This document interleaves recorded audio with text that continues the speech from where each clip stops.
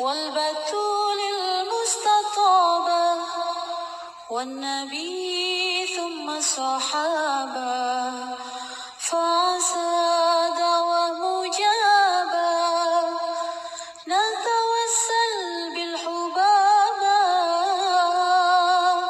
والبتول المستطابة والنبي ثم الصحابة فعسى دوام مجابة.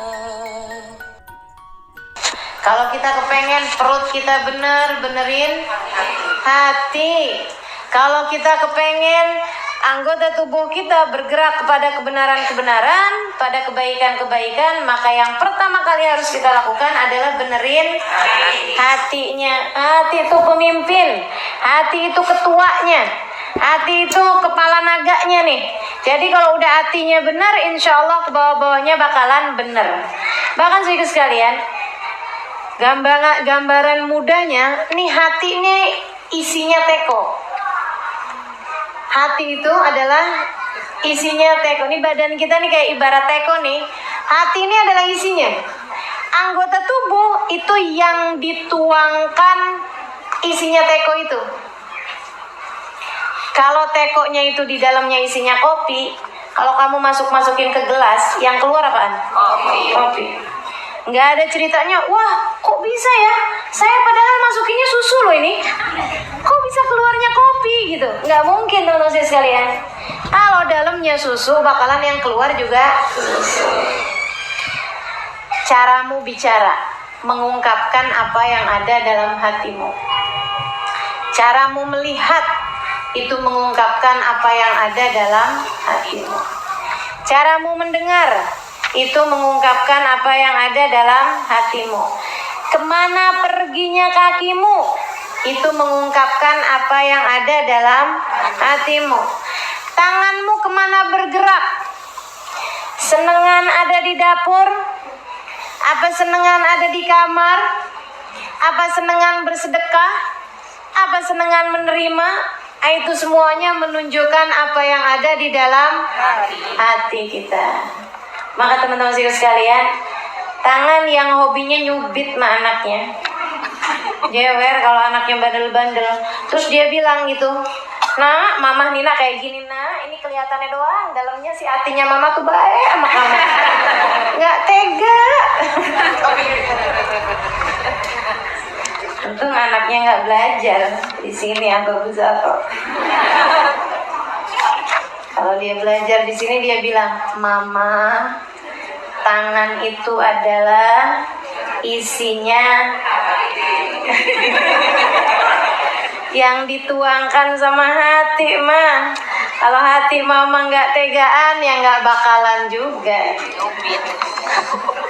Nggak bakalan ngerjain hal-hal yang bisa begitu ya teman-teman sekalian. Itu makanya memang perlu banget namanya jagain hati. Kalau mau benerin anggota tubuhmu, pertama kali yang harus kamu benerin adalah hatimu. Kenapa? Yang pertama adalah karena hati adalah pusat, hati adalah kepala, hati adalah pemimpin dari seluruh anggota tubuh. Siapa yang hatinya benar, maka anggota tubuh yang lain akan menjadi benar. Kemudian teman-teman sekalian, kenapa hati itu mesti benar? Alasan yang keduanya adalah karena hati itu tempat pandangannya Allah Subhanahu wa taala. Yang Allah lihat dari diri kita nih hati loh. Ini nih ya, sama-sama duduk di sini, nilainya bisa beda-beda. Sama-sama duduk di sini, nilainya bisa beda-beda. Apa yang bikin beda? Dua hal. Yang pertama niat. Sebab innamal a'malu binniyat. Jadi yang pertama niat datangnya ke sini mau buat apa? Itu penting. Yang niat datang ke sini mau belajar, pengen dengerin kebaikan, pengen tahu caranya jadi hamba Allah yang lebih soleha, pengen pelajari ilmu agama dan lain sebagainya. Gitu ya. Niatnya tentu saja lebih besar pahalanya dibandingkan dengan orang yang niatnya ngindarin suami, ruwet rumah, biar nggak kelihatan anak-anak yang bikin pegel.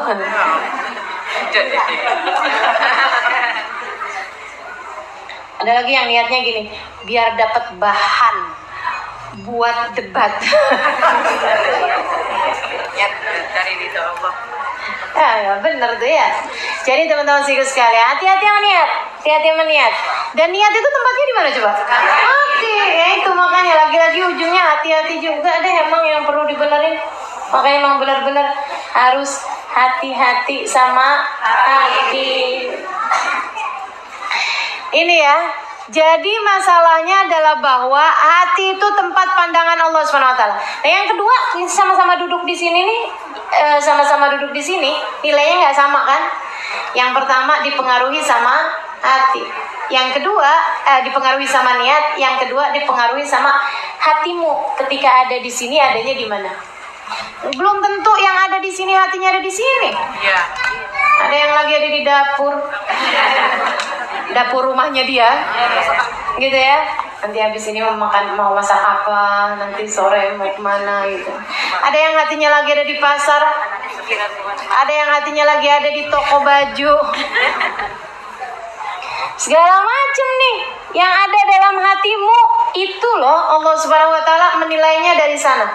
Sehingga sekalian, saya pernah dapat cerita, wallahu a'lam. Jadi salah satu dari gurunya Imam Al-Ghazali itu adalah seorang laki-laki yang dikenal di masyarakat bukan merupakan ulama, tapi itu merupakan salah satu dari gurunya Imam Ghazali. Jadi Imam Ghazali itu punya adik, teman-teman sekalian. Imam Ghazali udah mulai ngajar di semacam pondok pesantren gitu ya, tapi adiknya nggak pernah mau hadir. Setiap kali Imam Ghazali ngimamin, adiknya nggak pernah ikutan sholat berjamaah. Ini kan jadi pandangan murid-murid kan nggak bagus. Kenapa ya? Berantem kali, nggak akur kali, agak inian kali, ada masalah kali, gitu ya. Ini kayaknya jalannya beda-beda, kayak gitu. Masa sih tiap kali kakaknya ngimamin, adek nggak pernah ikutan? Kalau yang lain ngimamin, kadang-kadang dia suka ikut jamaahan. Tapi begitu kakaknya ngimamin, kagak ikut. Akhirnya satu hari Imam Ghazali ini mau negur adeknya, berasa takutnya dia nggak mau ikut. Jadi dia bilang cerita sama ibunya. Dia bilang, ini kayaknya si adek kenapa-napa nih, nggak enak nih saya sama orang-orang. Dia tuh kalau saya sholat, dia nggak mau jadi makmum. Ibunya panggil adeknya, terus dia bilang, kenapa kamu nggak jamaah sama abang?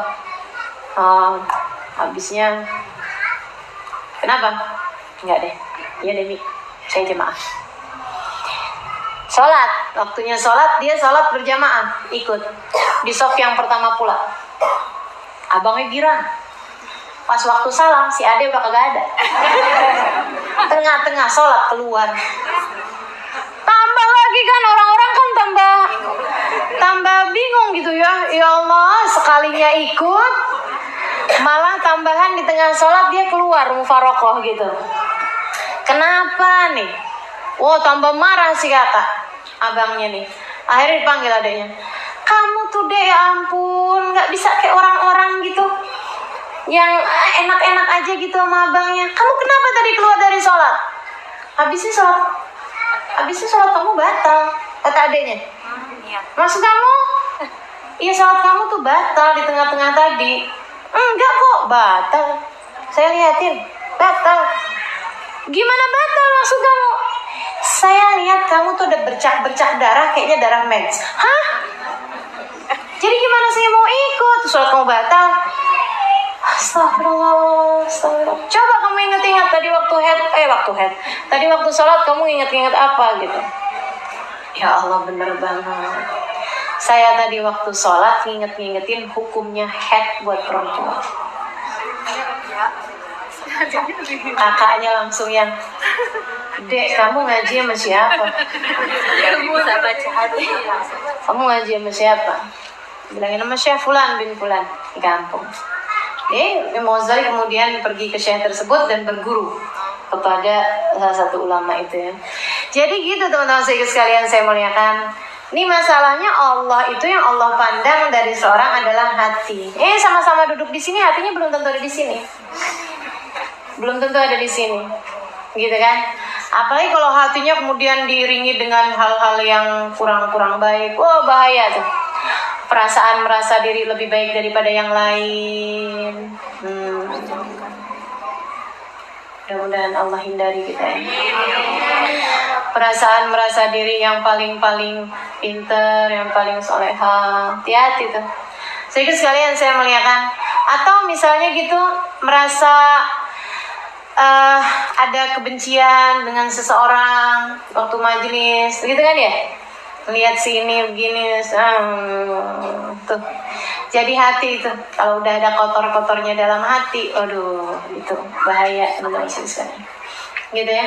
Sambil ngeliatin saya mikirnya nih Ustazah Alimah nih. Bener gak sih nih yang diomongin? Bener lah ya, insyaallah. Jadi kita hati-hati sama hati teman-teman sekalian. Hati-hati sama hati karena memang nilai kita bergantung dari hati kita. Allah itu ketika ngelihat kita yang dilihat hatinya. Sampai-sampai katanya Nabi Muhammad alaihissalam, Innallaha la yaqbal min salati ahadikum nisfa wala thulutha wala rub'aha walakin yaqbal ma'aqal minha. Sesungguhnya Allah SWT tidak menerima dari sholat seseorang setengahnya, seperempatnya, atau sepertiganya. Akan tetapi yang Allah terima dari sholat seseorang adalah kadar yang dia khusyuk di dalamnya. Kadar yang hatimu nyambung di dalam sholat tersebut. Ukuran yang kita di dalam sholat itu tuh nyambung antara hati kita sama pekerjaan yang kita lagi kerjakan nyambung. Kita lagi ruku, hatinya lagi ruku. Kita lagi sujud, hatinya lagi sujud. Kita lagi baca takbir, hatinya lagi mengagungkan Allah. Kita baca suratul Fatihah, hatinya sedang memaknai Al-Fatihah. Itu yang diterima Allah SWT dari sholat kita. Makanya teman-teman sekalian saya muliakan, saya kalau ditanya, Ustazah sholatnya diterima apa enggak? Enggak. Sholat saya, Halimah Ali terus. Saya nggak lagi bilang sholat teman-teman. Saya sholatnya. Ustazah yakin nggak sholat Ustazah diterima? Enggak. Jangankan yakin. Menurut Ustazah sholat Ustazah diterima apa enggak? Enggak. Makanya kenapa saya berusaha untuk selalu mengerjakan sholatnya dengan berjamaah? Karena saya nggak percaya diri. Karena saya nggak percaya diri bahwa sholat saya pantas diterima. Sementara kalau sholat dengan berjamaah, itu insya Allah Nabi Muhammad bilang, seenggaknya kalau nggak ada yang khusyuk sekalipun, Allah bilang ijtama'u li ajli faqabiltu lijtima'ihim. Mereka berkumpul karenaku, maka aku terima sholat tersebut dengan sebab perkumpulan mereka itu. Gitu katanya Nabi Muhammad. Jadi kalau saya ditanya, kenapa Ustazah selalu berusaha untuk sholat berjamaah? Karena saya nggak percaya diri. Saya nggak percaya sholat saya diterima sama Allah. Sholat model kayak begitu kok. Sholat saya masih berantakan bener kok. Baca Fatihah, udah ngerti padahal artinya Fatihah. Tapi saya mikirin abis ini mau ngajar apaan ya. Halaman berapa ya? Pembahasan tentang apa yang minggu lalu ya? Ya Allah, ya Allah. Tapi kan Ustazah yang Ustazah pikirin bener. Tapi kan nggak nyambung sama sholatnya. Teman-teman sekalian saya muliakan. Jadi kalau ditanya apakah sholat kita pantas diterima sama Allah, ya belum pantas diterima sama Allah SWT. Makanya kita perlu sholat berjamaah karena itu, kan gitu ya. Nah itu kita duduk di sini, yang Allah lihat hati kita. Kita lagi sedekah, yang Allah lihat hati kita. Yang Allah lihat hati kita. Kamu sedekahmu karena apa? Karena apa niatnya mau sedekah? Pengen biar uangnya berlipat ganda? Kan banyak yang gitu. Sedekah kepengen dapat lebih. Itu lagi gak sedekah, lagi dagang. Kamu gak lagi sedekah, kamu lagi dagang. Lagi pengen ngasih sesuatu biar dapat keuntungan. Kan sama aja. Kamu ngasih, kemudian ngarepnya kan kalau kita jualan kan, kita beli 200, kita jual 250, kan begitu ya? Nah itu 50-nya kan yang kita ambil sebagai keuntungan, kan dagang kayak begitu. Nah kalau kamu sedekah sekarang, kamu sedekah 200.000 dengan ngarepin insya Allah nih Allah balikin nih, gantiin jadi 1 juta, kan begitu?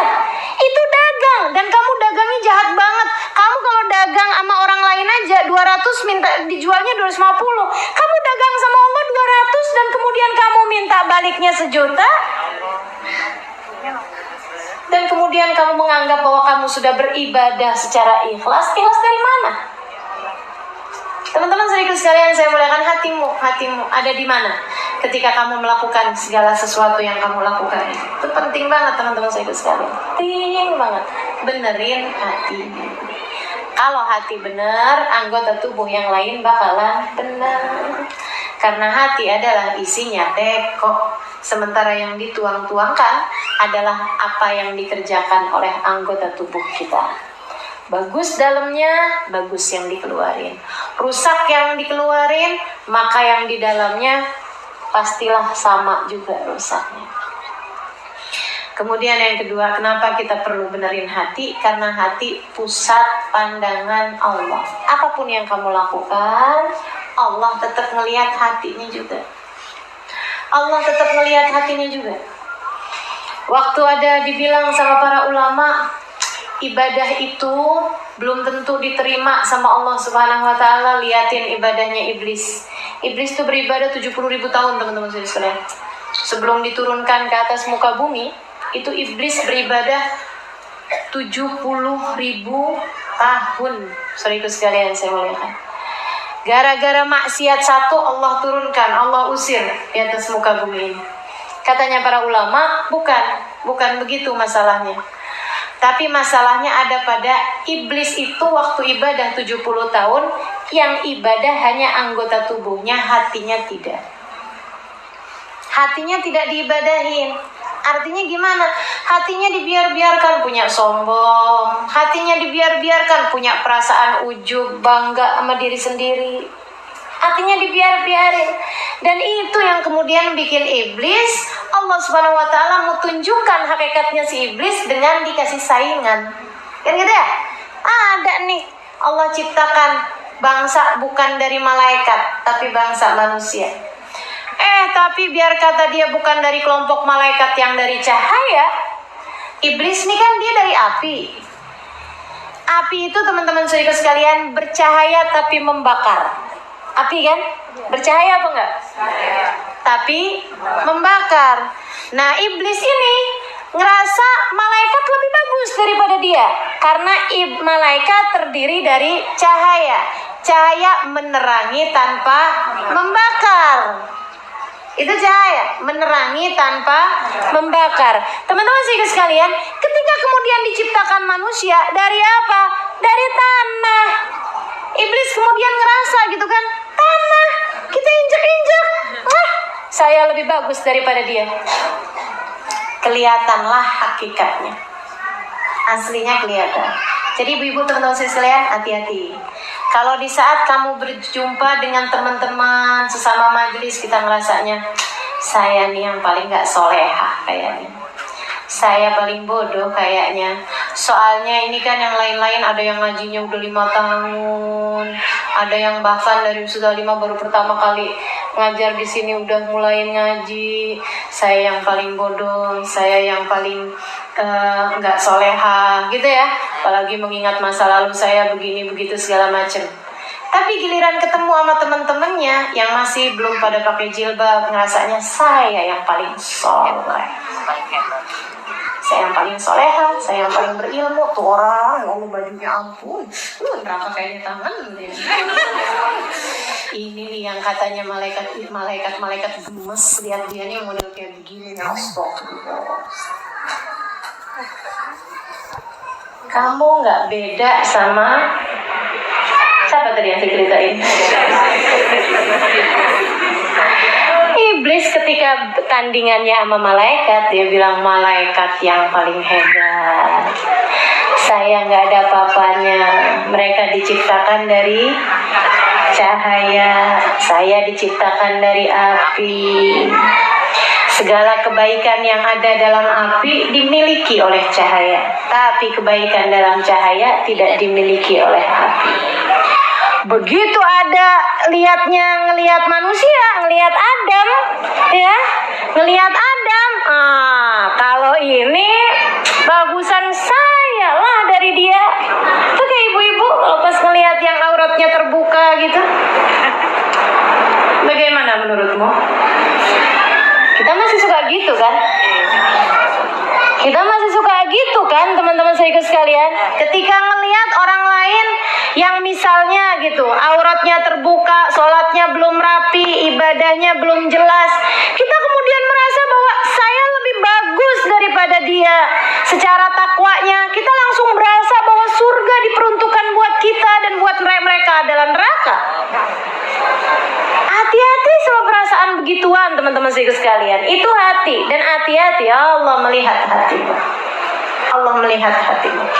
Ini si iblis nih. Iblis itu ngerjain taat dengan anggota tubuhnya, tapi durhaka dengan hatinya kepada Allah. Iblis lupa bahwasanya yang menciptakan Adam adalah Allah. Maka jangan pernah lupa bahwa orang-orang tetanggamu, teman-temanmu yang belum pakai jilbab, yang auratnya kelihatan kemana-mana, yang sholatnya belum rapi, mereka adalah hambanya Allah. Hambanya Allah. Nggak usah ngeliatin keadaan mereka sekarang, tapi semuanya sama-sama hambanya Allah. Dan sebagaimana semua hamba-hambanya Allah jalanin hidup di dunia ini, semuanya masih jalanin ujian teman-teman sekalian. Hasil ujiannya belum jelas. Nanti kalau hasil ujianmu udah jelas, silahkan kamu berbangga dengan dirimu. Kalau kamu ternyata selamat dan kemudian mereka nggak selamat, baru silakan bilang saya lebih baik daripada kamu. Kapan itu? Tar kalau kamu bisa lewat Siratal Mustaqim dengan selamat. Tar kalau kamu ternyata bisa masuk surga, bahkan boleh memilih dari pintu surga manapun yang kamu inginkan. Entar kalau tangan Nabi Muhammad terulur kepadamu dan kemudian berkata kamu adalah umatku. Entar kalau kamu dengar Allah Subhanahu wa taala berkata, aku telah ridha kepadamu, maka silahkan masuk ke dalam surgaku. Pada saat itulah silahkan menongakkan kepalamu, baik daripada kalian. Tapi sekarang selagi di dunia teman-teman saudaraku sekalian, bahkan manusia yang paling bejat kamu lihat di atas muka bumi dalam pandanganmu, bisa jadi ia adalah calon kekasih Allah Subhanahu wa taala pada nantinya. Maka terhadap penjahat paling bejat sekalipun, pandanglah mereka dengan cara pandangnya Allah Subhanahu wa taala. Siapa yang pernah jamin kita bakalan selamat? Gak ada. Gak ada.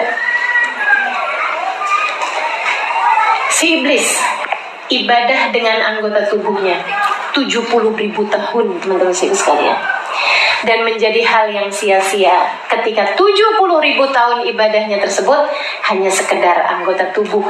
Hatinya tidak pernah bisa ikut-ikutan tunduk kepada Allah Subhanahu wa taala. Hati-hati, sebab yang Allah lihat dari kita adalah hati. Ini bedanya kita sama para wali kan gitu. Bedanya kita sama hamba-hamba tercinta di sisi Allah kan gitu. Duh, kalau dengerin Habib Zain bilang, kalau dengerin para kekasih Allah Subhanahu wa taala bilang, bahiyat ya Allah, kalau ngomong emang beda. Mana kekasih Allah, mana yang sok-sokan jadi hamba taat kepada Allah tuh beda teman-teman sekalian. Bahiyat, disalamin, diciumin tangannya, ditarik. Minta doa, doain saya. Itu Rabbis main dekrotet ilaih. Doa aja sendiri, kamu gak punya Tuhan buat kamu minta. Ya Allah, saya begitu digituin sama Bapak ya, nangis sepanjang jalan saya. Bener-bener nangis yang gak ketahanan ya. Kayak gitu. Saya waktu pertama kali ketemu sama Bapak ya, saya dengar banyak hal tentang Ubahiyah, kemuliaannya, kesolehahannya, begini begitu segala macam. Saya ketemu sama beliau, saya masuk ke rumahnya Hubabah Nur. Hari pertama saya datang ke Tarim sesudah saya pulang Indonesia. Habis saya pulang, kemudian dikawinkan, saya udah balik lagi ke sana. Saya datangnya itu sore, saya malam, pagi saya sowan ke Hubabah gitu ya, ngasih tahu Hubabah saya udah datang lagi kayak gitu loh.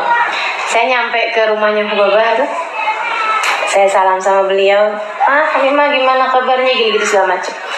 Habis itu kemudian Hubabah bilang, saya mau hadir majelis nih nak, saya mau hadir majelis, Halimah kamu mau ikut? Dia bilang gitu. Saya bilang, Saya gimana menurut Hubabah? Saya ke Darul Zahra aja apa? Ya udah nggak apa-apa. Dia bilang kamu pulang aja ke Darul Zahra. Terus Hubabah bilang gini, oh iya, saya belum cerita sama kamu. Saya juga baru pulang dari Oman dan saya bawa mutiaranya Oman. Ini Hubabah Nur, perempuan sangat solehah, bahkan kalau saya bilang salah satu dari perempuan-perempuan paling solehah yang pernah saya temui. Dan beliau bisa bilang bahwa saya datang dari Oman dan kita bawa mutiaranya Oman, berliannya Oman, Jawharat Oman, mana katanya Hubabah gitu. Saya bilang, maksudnya Hubabah bahia mana Halimah, Hubabah bahia mana. Itu sambil girangnya Hubabah kayak apa? Hubabah bahia sekarang lagi sama kita nih Halimah, Hubabah bahia datang nih ada di sini sekarang. Saya jadi ikut-ikutan berbinar-binar mata saya. Orang yang sama guru saya dimuliakannya kayak begitu, seseorang yang guru saya sebagai mutiara paling berkilau, permata paling berkilau, bisa berkata bahwa ini adalah mutiara yang paling berkilau, kita bawa. Gimana nggak saya jadi yang ketemu kayak orang mau ketemu sama idolanya gitu ya. Ini ibu-ibu mengidolakan siapa sih? Enggak, siapa gitu. Adek-adek tuh loh mengidolakan artis Korea kayak gitu-gitu kan ya. Itu kan kalau pas mau ketemu kan belum dia yang deg-degan, dia teriak-teriak kan gitu ya. Ibu-ibu ketemu saya biasa aja nggak ada yang teriak. Oh biasa teriak juga. Ya, jangan ya. Jadi saya udah apa sih namanya, berbinar-binar mata saya, hati saya berbunga-bunga, apalah bahasanya, karena mau ketemu sama seorang yang sangat saya kagumi. Dan bukan kali pertama saya dengar tentang Hubabah Nur. Semua tentang Hubabah bahia dari Hubabah Nur saya sering dengar dari Habib Umar, bahkan dari Hubabah Nur, bahkan dari semua orang-orang Oman selalu ceritanya tentang Hubabah bahia. Enggak ada yang enggak bagus. Semua keindahan, semua kesolehan, semua kemuliaan, semua deh gitu. Doa mustajab ini apa semua ada pada Hubabah bahia. Bahkan saya pernah dengar Habib Abdul Qadir bin Ahmad bilang, ma fi dunya mithal bahia. Gak ada di dunia ini perempuan kayak bahia. Gimana saya nggak deg-degan mau ketemu sama beliau? Kata Hubabah bahia, kamu mau ketemu? Iyalah. Gitu kan. Yes please gitu ya. Iya Hubabah, di mana Hubabah bahia, saya bilang. Kata Hubabah Nur, tuh di mobil kayaknya udah nungguin, kita udah mau berangkat katanya gitu. Saya pun dengan nian gitu kan datang ke mobil, saya buka pintu mobil, saya raih tangannya Hubabah bahia, saya bilang, Hubabah, sami'ti anki kathir. Saya bilang, Hubabah saya udah sering banget dengar tentang Hubabah bahia. Masya Allah Hubabah, Allah mudahkan saya buat ketemu sama ya Allah, senangnya saya tarik tangannya, ditarik balik sama Hubabah. Saya udah itu ya kayak yang mengkeret tuh ya. Ada sesuatu barang mengkeret tuh, tahu kan? Saya langsung nyit. Aduh, kecil saya waktu itu kecil loh badannya. Tambah digituin, tambah nyit, tambah mengkeret lagi. Habis gitu terus udah masih tahan hati kan.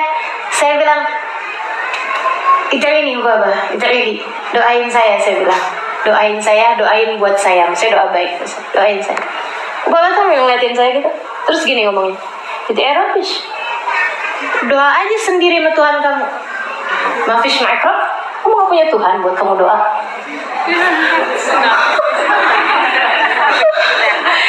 Saya tahan, ya Allah, itu saya pelan-pelan saya tutup pintunya Hubabah bahia. Saya nangis sepanjang jalan pulang ke Darul Zahra. Sampai itu banjir cadar saya ini, saya tuh udah bisa diperes barangkali itu dari banyaknya air mata. Udah saya nggak tahan, di sepanjang jalan tuh saya nangis yang udah habis-habisan. Saya tuh mikir, ya Allah Hubabah yang lihat saya apaan, anjing nih kayaknya nih saya dilihat yang mau Hubabah nih. Ya Allah Hubabah lihat saya apaan nih, emang saya emang kayak gini orangnya. Emang dosa kamu tuh emang kayak gitu Alimah, emang kerjaan kamu tuh melandu. Sudah deh, sepanjang jalan saya mengutuk diri saya jelek-jelekin diri saya, emang aslinya juga jelek. Luar biasa itu ya. Sampai ke kamar Begitu nyampe di kamar saya di dar gitu, saya tinggalnya dulu sekamar berdua aja. Ya, bukan berarti pondoknya gede, santrinya sedikit. Cuman saya udah jadi ustadzah waktu itu. Saya udah ngajar dari zaman Tea ya. Saya ngajar dari umur saya belum 20 tahun sampai sekarang. Jadi saya hobi ngajar. Jadi ya biarinlah kayak gitu. Jadi begitu saya masuk ke kamar gitu kan, udah buka cadar, wah mata saya bengep dan saya masih nangis. Terus teman saya nanya gitu, teman sekamar saya, "Kak, kenapa kak? Kenapa kak? Ya ampun Kak Ima, kenapa Kak Ima?" Dia udah panik juga gitu kan, melihat saya udah mukanya udah nggak jelas gitu, bibir di mana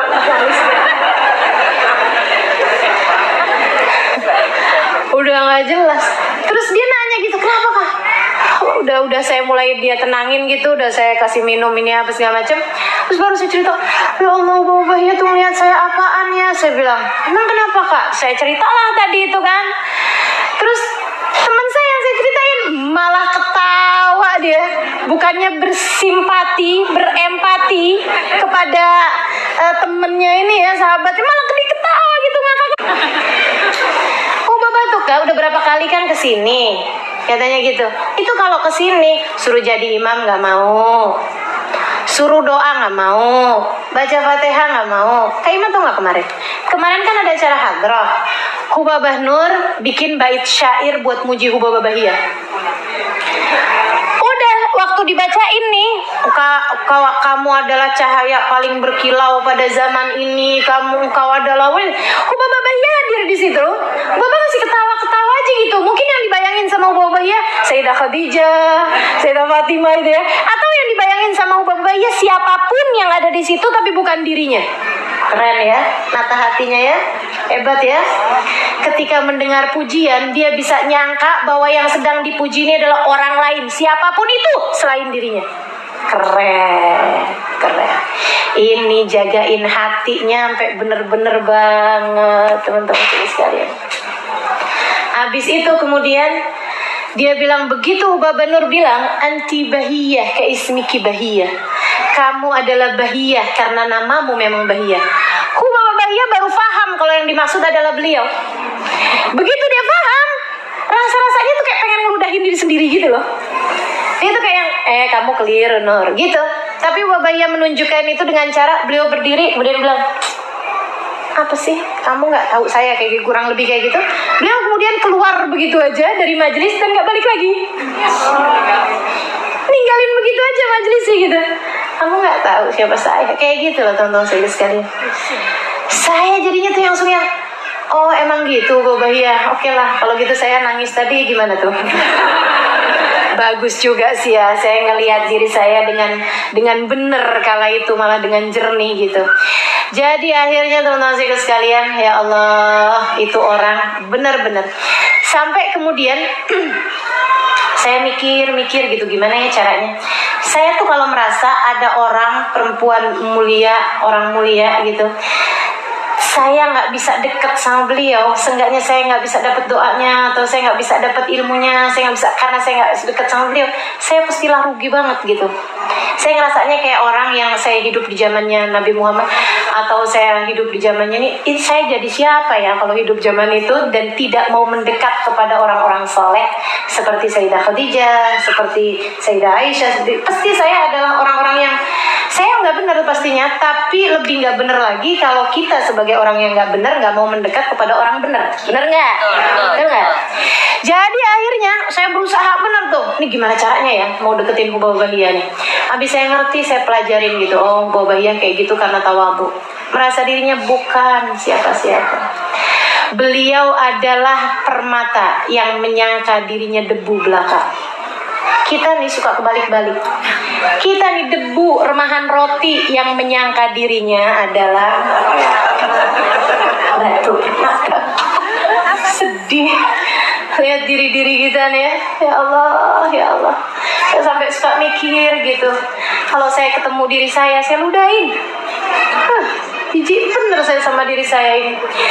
Jadi akhirnya teman-teman sekalian, saya pelajarin gitu. Orang kalau tawadhu, saya bayangin kalau saya tawadhu, karena bukan orang tawadhu, saya bayangin kalau saya tawadhu, saya melihat diri saya bukan sesiapa, saya akan senang kalau ngadepin orang yang kayak gimana.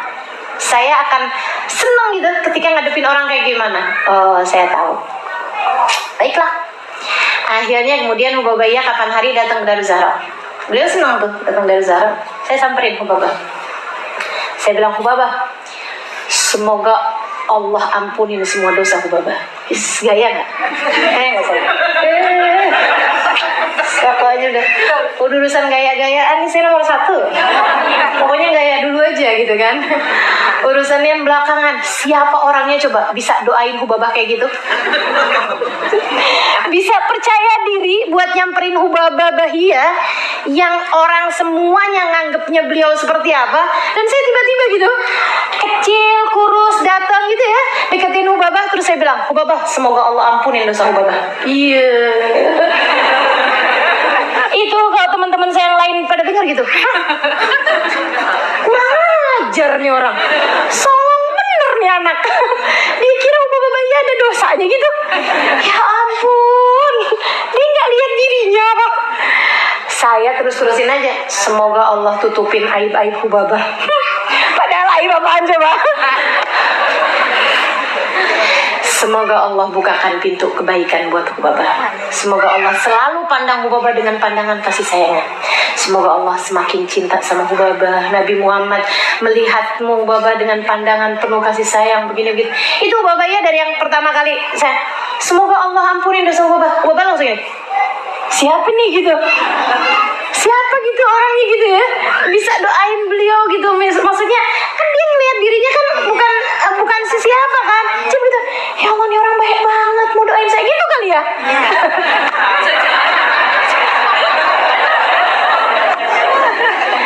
Coba bayangin kayak gitu, nih anak baik banget nih gitu.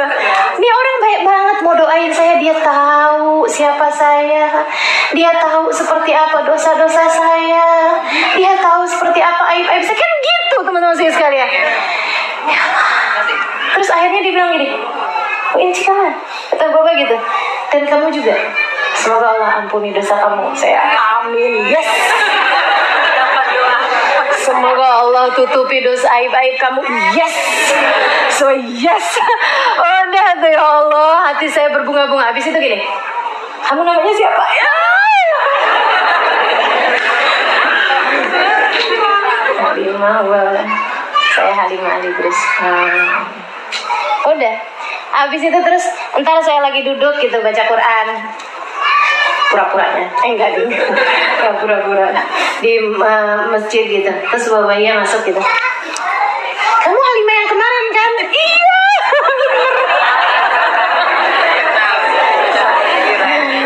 Ya Allah, habis itu babanya duduk dari situ. Terus dia lihat, kamu baca apa? Baca Quran, Baba mau saya kerasin. Yes, pokoknya emang ngadepin orang tawadhu mesti pede teman-teman saya sekalian. Habis itu saya bacainnya agak keras gitu. Tahu Baba ya? Terus saya bilangin, Baba tahu nggak maknanya ini? Yo. Saya pernah baca nih Baba, ada tafsirnya Imam Baghawi, dia bilang begini tentang ayat itu. Dia dengerin gitu. Saya juga pernah denger nih ada ucapannya Habib ini bilang tentang maknanya ayat ini begini. Saya mondok 12 tahun teman-teman.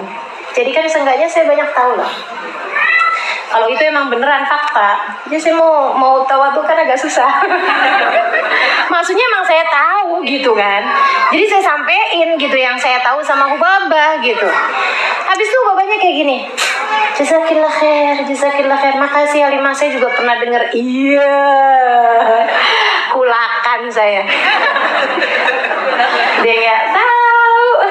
Kita lagi kulakan nih ya. Ya Allah. Udah, abis gitu. Tiap lagi saya ngajar, Hubabahnya samperin. Abis itu Hubabahnya duduk.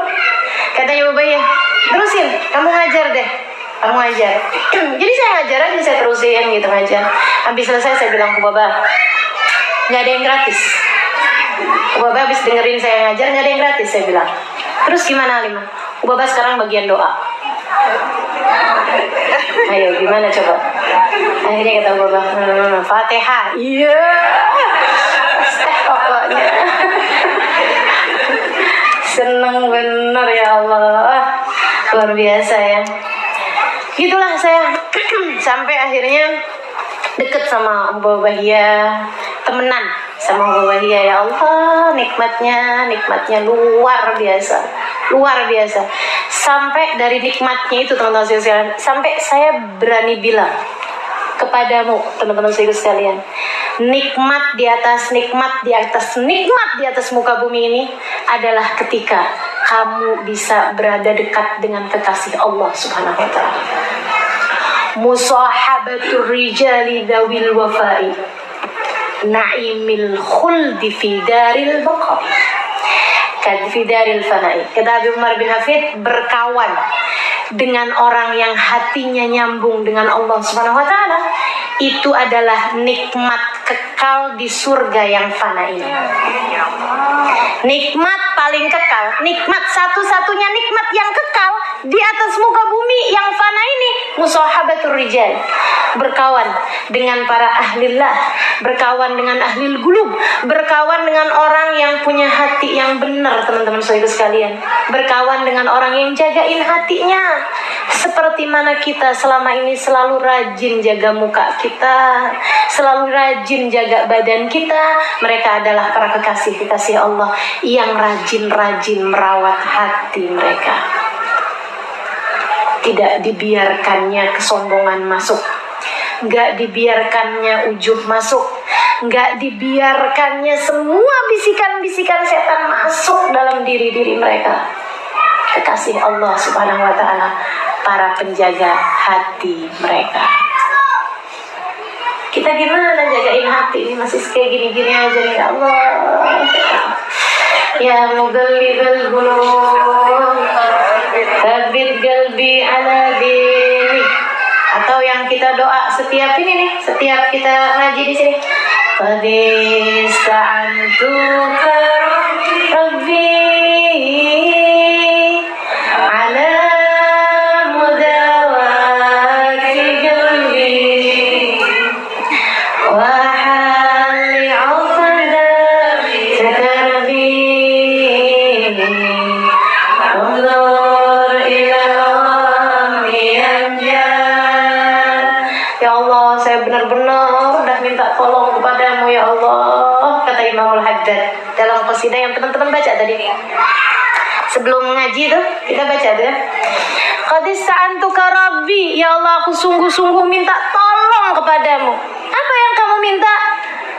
Ala mudawati qalbi, ya Allah benerin hati saya, obatin hati saya Allah, sehatin hati saya dari ujubnya, dari sombongnya, dari riyanya, dari hasutnya, dari bugednya, dari kesedihan yang tidak karenamu, dari keraguan-raguan terhadapmu, dari kecintaan terhadap dunia, dari penyakit hati banyak bener nih.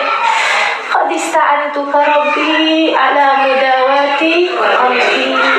Hatimu teman-teman saya sekalian, alaihil madar. Semua urusan bersumber di sana. Semua urusan bersumber di sana, maka jaga hati. Pertama, karena dia adalah pemimpin yang ditaati. Apabila dia benar-benar semua anggota tubuh. Yang kedua, karena dia adalah pusat pandangan Allah. Allah nggak melihat zahir ibadah kita. Allah nggak melihat zahir fisik kita lagi ada di mana. Akan tapi yang Allah lihat adalah hatimu sedang berada di manakah pada saat ini. Sungguh teman-teman sekalian, yang di atas muka bumi ini pada saat ini hatinya lagi nyambung kepada Nabi Muhammad, lagi baca sholawat penuh cinta kepada Nabi, ini di atas muka bumi ini jangan dikira kagak ada. Banyak bener. Ada orang yang lagi baca maulid sambil senang-senang rindu menabi, ya. Mungkin dia ada di Madura, mungkin dia ada di Yaman, lagi ada baca sholawatan, mungkin dia ada di Malang, mungkin dia lagi ada di mana, yang lagi senang-senang hatinya berbunga-bunga mengingat-ingat Nabi. Ada yang lagi baca kitab sejarahnya Nabi, ada yang lagi baca buku yang orang tulis tentang Nabi dengan linangan air mata, ada yang lagi baca puisi, ada yang lagi nulis puisi tentang Nabi Muhammad, kerinduannya. Ada nggak kira-kira di jam ini? Tidak. Para pecinta-pecinta selalu menghadiahkan rasa-rasa cinta. Dan mereka di bumi manapun sedang berada pada saat ini lebih dekat kepada Nabi Muhammad daripada yang sedang ada di depan makamnya Nabi Muhammad. Akan tapi hati mereka tidak bersambung kepada Nabi Muhammad. Karena Allah melihat hati. Makanya lagi ada di sini, tapi hatinya lagi mengingat Allah, lagi mengingat betapa busuknya hatinya, betapa inginnya dia untuk menjadi hamba Allah yang soleha, betapa tidak berharganya dirinya sesungguhnya, kan tapi Allah masih begitu baik, menghadirkan kita lagi dan lagi bersama dengan orang-orang baik di majelis-majelis yang mulia seperti ini. Dia sedang dekat dengan Allah Subhanahu wa Ta'ala. Terkadang bahkan yang dibandingkan dengan orang yang sedang berada di pelataran Ka'bah sekalipun. Karena segala masalah adanya pada hati. Maka teman-teman saudara sekalian, hatimu, terus-terusan diingat-ingat lagi ada di mana nih, lagi ada di mana nih. Hal ketiga, kenapa kita perlu jaga hati? Ya, hal terakhir, biar nggak banyak-banyak. Hal terakhir kenapa kita perlu jaga hati kita adalah karena hati itu tempat kita nyimpen yang bagus-bagus. Segala yang bagus-bagus itu adanya di hati, teman-teman sekalian. Yang hal terindah yang Allah berikan kepada seorang manusia namanya iman. Betul nggak? Hal terindah, hal terbaik, hal termulia yang Allah Subhanahu wa Ta'ala berikan kepada manusia adalah iman. Tanpa itu dia nggak punya kebaikan. Meski apapun kebaikan yang dia lakukan, itu adalah sumber segala kebaikan. Namanya iman. Orang kalau nggak menyembah Allah Subhanahu wa Ta'ala, nggak beribadah kepada Allah Subhanahu wa Ta'ala, nggak nyembah Allah, mau dia sedekah sebanyak apapun kan nggak diterima. Iya kan begitu ya? Maka kebaikan tertinggi, termulia yang Allah SWT berikan kepada manusia namanya iman. Dan itu tempatnya di mana? Hati, teman-teman sekalian. Hal paling indah, rupawan yang Allah berikan dalam hati manusia namanya cinta, teman-teman sekalian. Cinta, hal terindah, hal termulia tadi iman. Hal terindah adalah cinta. Cinta kepada Allah, cinta kepada Rasulnya, cinta kepada apapun yang mendekatkan dia kepada Allah Subhanahu wa Ta'ala, karena Allah Subhanahu wa Ta'ala. Mencintai Allah dan mencintai karena Allah. Gitu ya. Mencintai Allah dan mencintai karena Allah Subhanahu wa Ta'ala. Mencintai di jalan Allah Subhanahu wa Ta'ala. Ini teman-teman sekalian hal paling indah yang Allah berikan dalam kehidupan seseorang. Tempatnya di mana? Hati. Allah ngasih cinta sama orang, tempatnya di mana? Di hati, teman-teman saya sekalian. Hal paling indah tempatnya di hati. Hal paling paling rahasia. Jadi hanya diberikan kepada kelas-kelas atas dari hamba tercinta. Allah tuh kalau lagi cinta sama seorang gitu ya, Allah bakalan kasih hadiah berupa itu. Apa namanya? Ikhlas. Sir min asrarillah, katanya Nabi Muhammad SAW. Al-ikhlas sir min asrari, kata Allah dalam hadis qudsi. Lan adahu illa fi qulubil mahbubina min ibadi. Ikhlas adalah rahasia dari rahasia-rahasiaku, tidak akan aku berikan kecuali kepada hamba-hamba yang tercinta di sisiku. Teman-teman sekalian, ikhlas sebagai karunia yang paling paling mulia, paling tinggi sekarang. Tadi paling mulia, tadi paling indah, sekarang paling tinggi. Pemberian Allah yang paling tinggi namanya ikhlas. Tempatnya di mana? Hati, saudaraku sekalian. Tempatnya di hati. Yang namanya ikhlas di hati, yang namanya cinta di hati, yang namanya iman tempatnya di hati, takwa tempatnya di hati. Tidak berharap kecuali kepada Allah, roja tempatnya di mana? Hati. Yang namanya sabar tempatnya di mana? Hati. Yang innama yulaqqas sabirun, innama yulaqqal innama yulaqqas sabirun ajrahum bighairi hisab. Sungguhnya Allah Subhanahu wa taala innama yuwaffas sabiruna ajrahum bighairi hisab. Sungguhnya Allah akan penuhi pahalanya orang-orang yang bersabar tanpa ada hitungan. Sabar tempatnya di mana? Hati. Itu sekalian. Makanya orang kalau mau nyabarin diri kan sambil ngurut-ngurut.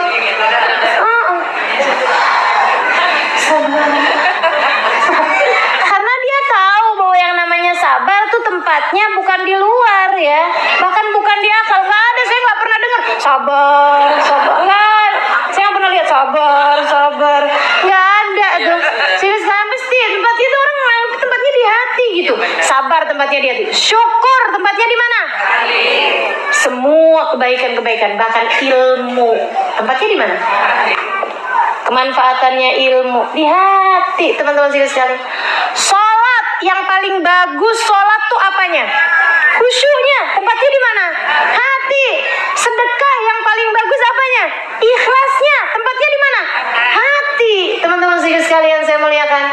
Apapun dari kebaikan tuh Allah taruh tempatnya di hati.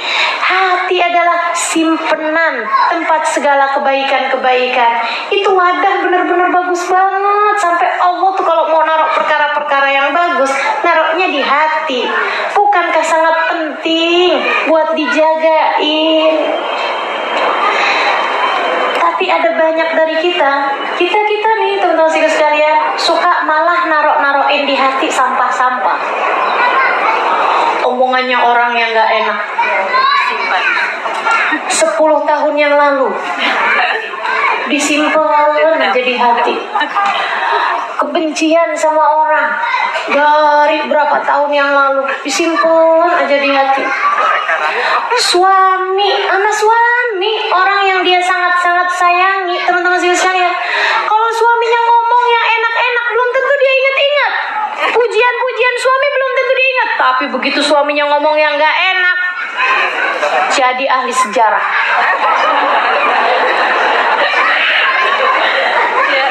Bang, kamu tuh dulu pernah ngomong kayak begini sama saya. Kamu ngomong begini. Saya ingat kamu waktu itu pakai baju coklat. Sebaju-bajunya diingat. Dia ingat semuanya gitu, yang gak enak-enak. Omongannya orang, omongannya suami, omongannya ini gitu. Teman-teman sekalian, hatimu bukan tempat sampah. Andai hatimu tempat sampah sekalipun, kamu harusnya keluarin isinya. Betul nggak? Sama sampah aja kita nggak akan biarkan seminggu, teman-teman sekalian. Sama sampah kamu nggak akan biarin seminggu.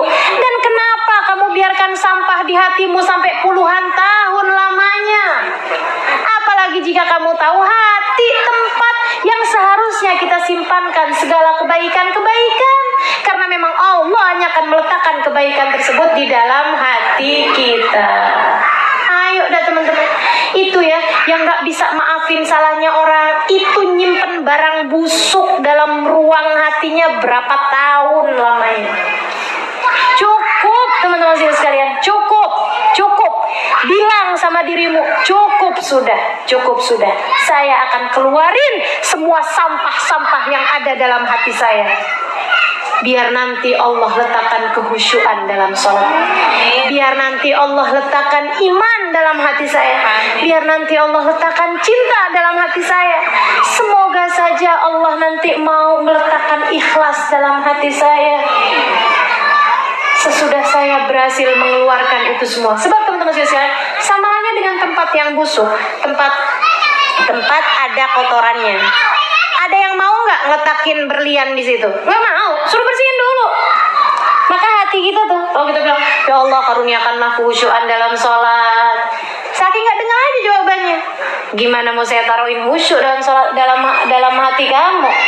Hati kamu isinya kebencian, iri dengki sama orang, rasa nggak mau maafin orang, dendam ini itu apa segala macam. Oh susah teman-teman sekalian.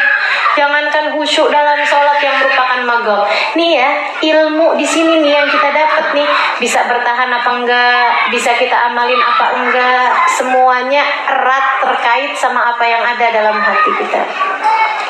Saudariku sekalian, sungguh orang yang sudah bisa bikin bersih hatinya nggak perlu ngaji tiap Kamis sebenarnya. Nggak perlu ngaji tiap Kamis.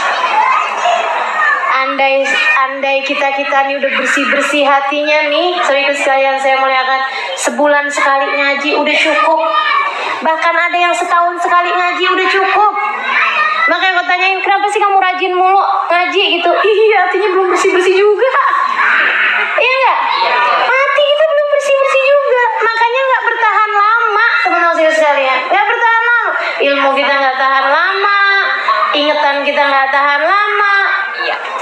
manfaat dari ilmu kita nggak tahan lama, semuanya disebabkan karena sampah yang kotor yang terus ada dalam hati kita. Bahkan barangkali ini kayaknya kekotoran hati ini udah sampai menggunung rasanya. Iya benar kali. Sampahnya udah menggunung, belum bisa didik hati kita ya. Nah, seenggaknya Kamis ini barengan sama Imamul Haddad yang bahas mengenai hati. Yuk kita niati ini. Ayo kita bilangin sama diri kita, cukup sudah. Kekesalan, dendam, suudzon, iri dengki, permusuhan dalam hati cukup sudah. Ya Allah, saya mengeluarkan semuanya, saya maafin semuanya, saya relakan semuanya. Ya Allah, semua yang pernah berbuat salah kepada saya, kemarin saya ingat dengan perasaan penuh kekesalan. Ya Allah, sekarang juga saya telah memaafkan mereka semuanya. Maafkanlah mereka semuanya ya Allah. Maafin mereka semuanya. Keluarin, teman-teman, keluarin. Nggak ada pentingnya. Sayangi hatimu.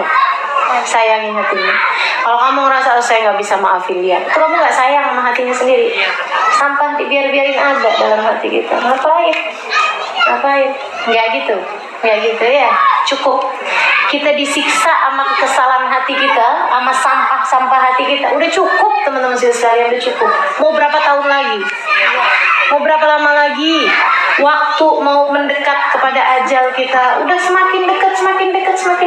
Ya, dan insyaallah mudah-mudahan Allah bantuin, Imamul Haddad bantuin, insyaallah sebagai orang yang kita ngaji kitabnya beliau, yang beliau sendiri juga suka ngajarin kan, suka doain kita dalam kitab beliau. Minta kepada beliau mudah-mudahan dengan berkahnya beliau, dengan berkahnya kitab ini, dengan berkahnya majelis ini, dengan berkahnya manusia paling agung yang paling pintar jaga hatinya, baginda Nabi Muhammad alaihissalam, bijahin Nabi sallallahu alaihi wasallam. Semoga Allah bantu kita untuk bisa membersihkan ruang hati kita dari segala sampahnya. Semoga Allah jadikan hati kita bersih. Semoga Allah Subhanahu wa taala jadikan hati kita indah. Semoga Allah Subhanahu wa taala jadikan hati kita hati yang bebas dari segala sampahnya, dari segala penyakitnya insyaallah. Qad ista'antuka rabbi ala mudawati qalbi wa halli uqdata karbi fanzur ila al-ghammi yanjalu ila hadratin nabi. Al-Fatihah.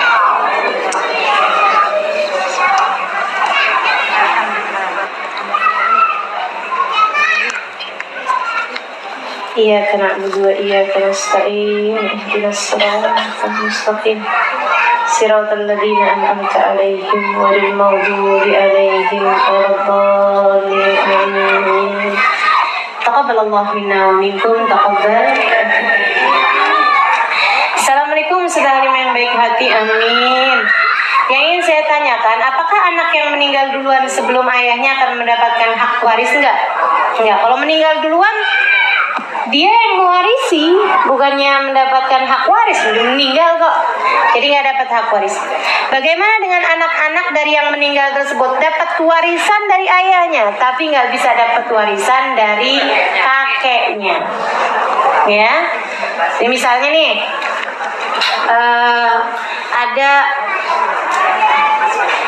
ada laki-laki, dia punya istri, punya anak-anak, gitu kan ya? Dia punya orang tua juga, masih punya orang tua, masih ada orang tuanya. Dia kemudian meninggal dunia. Saat dia meninggal dunia itu, warisannya dibagi-bagi kepada anak-anaknya, kan gitu ya? Nggak lama habis dia meninggal dunia, kakeknya atau bapaknya si orang ini meninggal dunia juga, gitu. Nah, ketika dia meninggal dunia, apakah cucu-cucu dari anak laki-laki yang telah meninggal dunia duluan dari kakeknya ini dapat warisan sebagai jatahnya anak yang dapat dari ayahnya? Nggak dapat, teman-teman sekalian. Nggak dapat. Jadi cucu nggak dapat warisan dari kakeknya kalau bapaknya sudah meninggal duluan. Kalau bapaknya masih ada, ya dia juga nggak dapat warisan. Yang dapat warisan adalah bapaknya. Nah, kalau kemudian bapaknya tersebut itu waktu meninggal dunia enggak bagi waris gitu ya, enggak dibagi-bagi warisannya. Pas udah kakeknya meninggal dunia baru dibagi-bagi warisannya. Padahal gini, jadi warisan dari si kakek ini bapaknya dapat kan gitu ya, tapi dia juga belum dipecah nih misalnya. Terus habis gitu bapaknya juga meninggal. Waktu si rumah itu dipecah, dia kan dapat jatah nih cucu-cucu, bukan jatah sebagai cucu, akan tetapi jatah sebagai anak atas bapak yang sudah meninggal. Ini jatahnya bapak, jelas ya. Ustazah tolong jelaskan kalau hak waris tidak diberikan kepada yang berhak dengan alasan bermacam-macam, dan apakah hukum orang tersebut? Hukum orang tersebut adalah orang yang memakan hak waris. Hati-hati bagi ibu-ibu, saya sering sampaikan ini bahwa kalau suamimu meninggal dunia, segera bagikan hak warisnya. Ada banyak ibu-ibu tuh yang merasa tersinggung kalau anak-anaknya minta hak waris. Jangan jadi ibu yang zalim. Jangan jadi ibu yang zalim. Kamu merasa kamu adalah ibu yang penuh kasih sayang terhadap anak-anakmu, padahal di mata Allah kamu adalah orang yang zalim. Nah ini kan bahaya kita. Kita nggak mau kan kayak begitu. Tapi Ustazah, kalau rumahnya itu dibagi warisan, saya mau tinggal di mana? Diskusikan sama anak-anak. Diskusikan sama anak-anak, kumpulin anak-anak, kasih tahu. Nah, ayahmu meninggalkan ini. Gimana nih? Gitu kan? Saya yakin kalau kamu kemudian bagi-bagi hak warisnya itu, seenggaknya jelas rumah ini jadi haknya siapa. Iya kan? Kamu juga dapat hak waris kok dari suamimu tersebut kalau ada anak-anak 1/8. Nah, itu 1/8-nya itu kan kamu tinggal di rumah juga misalnya enggak sendirian. Ada beberapa anak juga yang misalnya sama-sama dapat hak waris itu kan gitu ya. Nah, kamu tinggal dalam 1/8 bagian, kalau lebihnya kan begitu. Gitu ya, mama tinggal di sini ya. Gitu kan, barengan sama kalian semua. Saya kira nggak jadi masalah. Yang penting jelas dulu kepemilikannya. Dibagi dulu. Kita nggak tahu, mungkin ada anak-anak kita. Didengerin ibu-ibu saya sekalian. Kita nggak tahu, mungkin ada anak-anak kita yang lagi kesulitan secara finansial, tapi mau minta sama orang tuanya hak waris nggak enak. Betul nggak? Mungkin ada suaminya itu, istrinya atau anaknya lagi sakit, yang kalau misalnya ini harus dioperasi, harus gini, biayanya banyak, besar, dia mau minta tolongnya nggak enak, gitu kan? Apa kamu nggak merasa bersalah kalau sampai sesuatu terjadi sama anakmu itu? Kamu punya anak-anak yang mungkin kalau ada uangnya dibagi, dia pakai bisa buat nyekolahin anaknya ke tempat yang lebih bagus, ya kan? Mau nyekolahin anak pergi ke Hadramut, ngelihat biayanya, ya ampun, mana bisa dan atau bahkan teman-teman sekalian, kalau dibagikan kepada anak-anakmu, mungkin ada yang mau pergi haji, nggak dibagi-bagi sampai dia meninggal dunia belum pernah haji. Apa nggak ikutan dosa dirimu? Sementara kamu sendiri udah pergi haji, zaman masih ada sama suaminya misalnya gitu. Maka teman-teman saya bagiin. Jangan tunggu apa-apa. Jangan menganggap bahwa kalau kitanya belum meninggal dunia, itu berarti harta warisan nggak boleh dibagi. Itu pemikiran yang salah. Oh, sampai anak-anak bilang kayak gini, Ma, warisan gimana? Kamu mau cari-cari warisan? Jadi kamu ngarepin mama cepet mati gitu? Itu sering banget bahasa kayak gitu saya dengar. Sering banget. Nah itu saya yakin itu ya bukan ibu-ibu yang biasa ngaji. Kalau kita yang biasa ngaji kita paham. Kalau ada orang meninggal, hartanya bukan jadi milik dia lagi, tapi miliknya Allah. Kalau kamu nggak segera bagi-bagiin, namanya kamu makan haknya anak yatim. Jelas? Assalamualaikum, maaf Ustazah, saya mau bertanya. Saya kadang-kadang agak galak ya, maaf ya. Tapi benar kok, saya mau biar ibu-ibu jadi anggap penting gitu masalah ini. Assalamualaikum Ustazah, maaf Ustazah, saya mau tanya. Misal saya udah niat pengen banget umroh, tapi dananya belum cukup. Kemudian ada teman ngajakin dan mau minjemin uang buat biaya umrohnya. Nah itu gimana hukumnya? Baiknya ambil tawaran teman pergi umroh dan berhutang atau jangan? Saran saya jangan.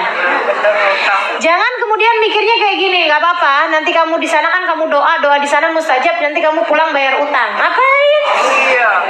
Nggak enak benar. Daripada kayak gitu, lebih baik kamu masih belum bisa nih. Kamu doanya yang kencengan. Doanya yang kencang. Minta sama Allah, ya Allah sampaikan saya ke sana ya Allah dengan kemudahan. Sampaikan saya ya Allah. Kamu nggak tahu teman-teman sekalian, kalau misalnya kamu berhutang dalam rangka umroh, dalam rangka haji bahkan, kamu berhutang Nyampe di sana kamu meninggal dunia, kamunya sih bagus ninggalin buat anak-anak utang. Jangan dah, jangan. Lagi pula jangan berani mati bawa kuburnya, nggak bisa diziarahin, maksudnya nggak bisa saling berkunjung, nggak bisa dikunjungin, nggak bisa mengunjungi. Begitu katanya Nabi Muhammad Sallallahu Alaihi Wasallam. Yang kedua, dapat rezeki niat umroh, tapi di sisi lain masih banyak tanggungan dan cicilan setiap bulan. Baiknya kita pergi umroh ke lunasin utang dulu, lunasin utang. Ya udah pada tahu semua jawaban. Udah pada jadi ustazah semua nih. Ngajinya ada yang udah 10 tahun, iya kan? Saya dulu ngajar di Hadramut 3 tahun, 4 tahun pada jadi ustazah. Saya ngajar di sini udah belasan tahun. Begini aja. Ustazah jangan salah, semua yang di sini para ustazah buat orang tuanya. Buat orang tuanya, buat anak-anaknya. Ya baiklah. Mudah-mudahan semuanya dijagain hatinya. Punya hati yang bersih-bersih, yang bagus-bagus sudah cukup ya. Mudah-mudahan. Assalamualaikum Ustazah yang baik, saya mau bertanya. Anak saya sekarang umur 7 tahun kelas 2 MI. Madrasah Ibtidaiyah.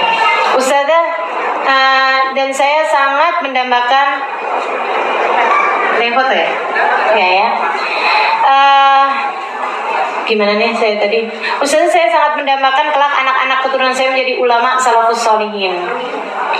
Bagaimana cara mendidik anak-anak untuk menjadi seperti itu, Ustazah, sedangkan suami saya lebih senang dengan ulama-ulama liberal.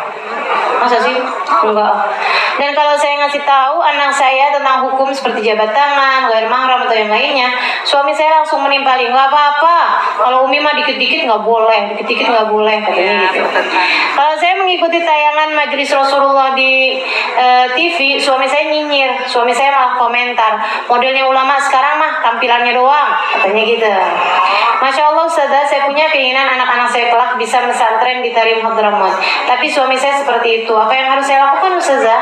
Doa apa yang harus saya baca agar hati suami saya lembut dan suka dengan para ulama yang lurus-lurus? Tunjukkan kemanfaatan ilmumu di depan suamimu. Kalau kamu di depan suami nggak suka nyinyir, menghormati dia, memuliakan dia, suami akan lihat bahwa oh ilmunya benar nih. Ilmunya benar gitu.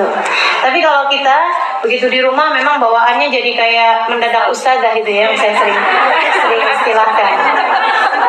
Sering istilahkan tuh ada banyak di antara teman-teman nih yang kalau habis ngaji mendadak ustazah. Dikit-dikit ngelihat anaknya astagfirullah. Ngelihat suaminya gimana ya Allah, astagfirullah. Maafkan suami saya ya Allah. Kata suaminya, kamu ngomong kayak gitu aja dosa. Udah. Iya, jadi tunjukkan akhlakul karimah di hadapan suamimu. Jangan mendadak langsung yang baik suamiku. Ya, nggak pantas juga ya. Nggak pantas.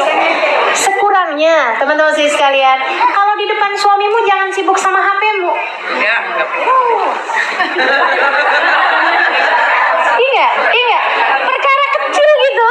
Ini saya ngomong nih sebagai pembelajaran buat saya sendiri juga. Iya gitu. Saya suka pegel juga sama diri saya yang kadang-kadang suka begitu juga gitu. Ya Allah, udah ngingetin. Oke, diingetin gitu ya. Ntar lupa lagi gitu loh. Ayo dah, yuk bismillah ya.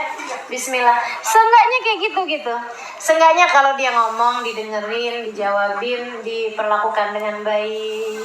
Gitu kan ya? Jadi kita pinjemin telinga kita saat dia ingin bercerita.